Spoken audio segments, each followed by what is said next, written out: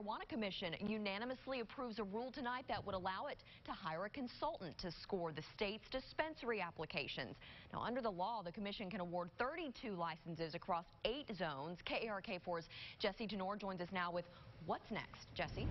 Yeah, Ashley, lawmakers will actually consider the rule change next week. Representative Doug House, who authored the medical marijuana legislation, believes his colleagues will approve it. But some commissioners are still on the fence if they want someone else to do the scoring. Provided to you is a copy. The 5 members of the Arkansas Medical Marijuana Commission hashed out the pros and cons of hiring a consultant to score the state's 203 dispensary applications. It feels to me like we should be the ones to make that decision. I'm not a big rubber stamp person.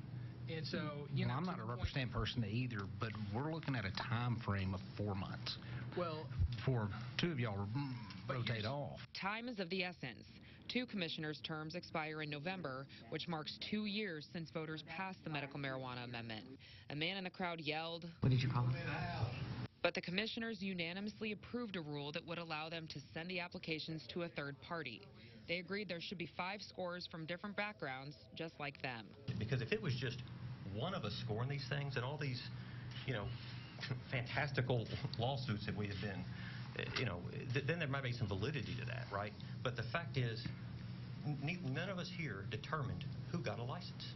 It was a group thing. If lawmakers approve the rule change, the commission says best case scenario, it could award dispensary licenses right before Thanksgiving. we would get done if we started now grading the 203 applications. We'd get done at the same time, and then we would have done it.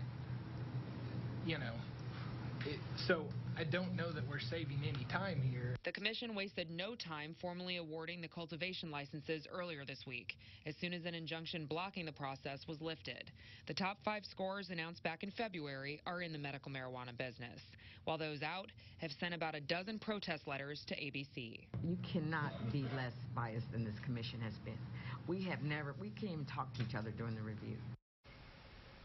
And some of those out of the business could eventually be in. The commission also voted to keep the current dispensary and cultivation applications active for 2 years in case licenses are surrendered, revoked, or the state even decides to open more than 32 dispensaries and 5 cultivation facilities. Back to you.